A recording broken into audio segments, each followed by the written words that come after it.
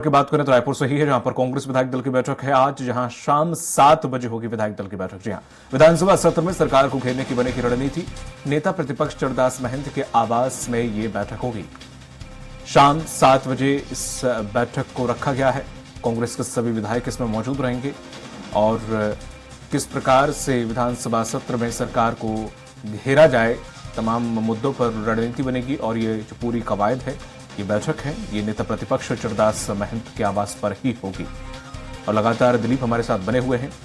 दिलीप, जिस तरह से हम जिक्र कर रहे थे इसी बैठक का कि क्या कुछ तैयारी कांग्रेस करेगी, विपक्ष करेगा, तो इस बैठक में क्या कुछ रायशुमारी होगी और क्या कुछ रणनीति बनाई जाएगी?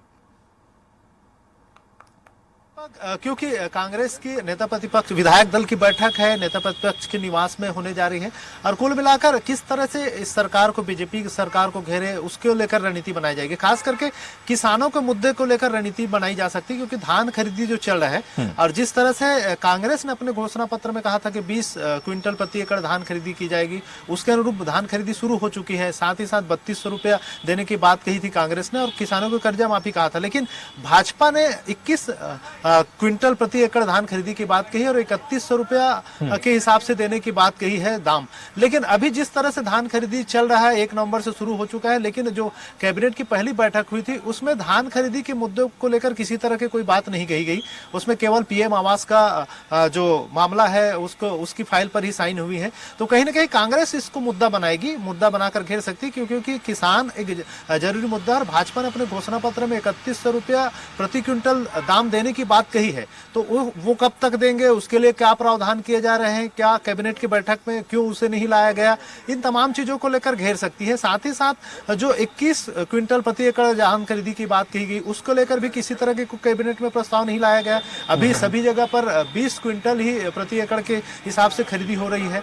तो इन दोनों मुद्दों को लेकर, खासकर किसानों को, दोनों मुद्दों को लेकर कांग्रेस आक्रामक रूप से सरकार को घेर सकती है। उसके लिए एक रणनीति बनाई जा रही है। और आज जो बैठक होगी विधायक दल की बैठक में, इसके अलावा और क्या क्या मुद्दे हो सकते हैं जिसके आधार पर इन सरकार को घेरे, क्योंकि हमने देखा है कि अभी सरकार बनते ही कुछ दिन पहले एक किसान ने आत्महत्या कर लिया। उनका कहना है कि कर्ज माफी के लिए उन्हें नोटिस दिया गया, इसलिए किसान ने आत्महत्या की। इसको लेकर भी एक कमेटी बनाई गई है कांग्रेस की ओर से, 6 सदस्यीय कमेटी है। तो कमेटी की जो रिपोर्ट है उसके आधार पर भी सरकार को घेरने का प्रयास होगा। एक तरफ जहां सरकार अभी बनी है, नई सरकार है, किसानों की बात हो रहा है और धान की जो समर्थन मूल्य और तमाम चीजें, और पहले ही बनते ही सरकार की ओर से नोटिस जारी हो जा रहे हैं किसानों को कर्ज वसूली का। एक तरफ जहां कांग्रेस की सरकार थी कर्जा माफी की बात कर रही थी, वहीं दूसरी सरकार आती ही कर्ज वसूली की जो बात हो रही थी, ये भी एक मुद्दा बना सकती है कांग्रेस। इस मुद्दे को लेकर भी सदन गर्मा सकता है।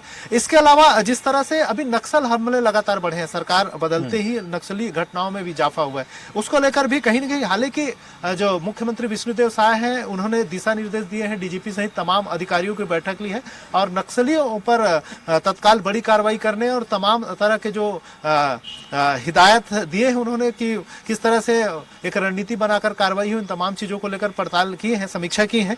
हालांकि इस मुद्दे को लेकर भी कांग्रेस सदन में घेर सकती है। तो इस तरह के तमाम जो मुद्दे हैं, हालांकि देखना होगा आज देर शाम जब इनकी बैठक होगी विधायक दल की बैठक, तो किन किन मुद्दों पर चर्चा होती है और क्या क्या रणनीति बनाई जाती है। लेकिन ये तमाम चीजें हैं, खास करके किसानों की आत्महत्या, धान खरीदी और नक्सलवाद के मुद्दे को घेरने को लेकर कुछ न कुछ रणनीति बनाई जा सकती है। जी बिल्कुल दिलीप, लेकिन जिस तरह से समय 3 दिन का ही से सत्र रखा गया है, तो जाहिर है पहला दिन तो विधायकों के जो शपथ में ही निकल जाएगा, दूसरा राज्यपाल का अभिभाषण और तीसरा ही दिन शायद मिलेगा जिसमें जो विपक्ष है वो सरकार को घेर सकता है। तो हालांकि दोनों की सहमति से ही सत्र निर्धारित किया गया होगा, लेकिन फिर भी एज अ विपक्ष के तौर पर थोड़ा सा उन्हें घेरने का मौका बहुत कम मिलने वाला है।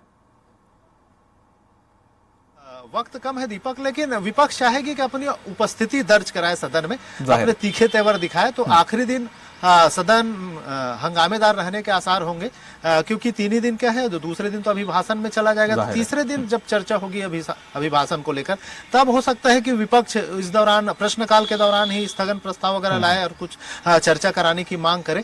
तो ये लग रहा है कि तीसरे दिन खास करके विपक्ष कड़ा रुख अख्तियार कर सकती है सरकार को घेरने के लिए, और ये तीसरे दिन हंगामेदार होने के आसार है। जी दीपक। जी, तमाम जानकारी साझा करने के लिए बहुत बहुत शुक्रिया आपका दिलीप। तो ये थे हमारे सहयोगी दिलीप, जिन्होंने जानकारी दी है कि तीसरा दिन जरूर हंगामेदार रहने के आसार हैं और नेता प्रतिपक्ष के साथ विधायक दल की जो बैठक हो रही है कांग्रेस के, वो क्या कुछ उसमें रणनीति बनेगी।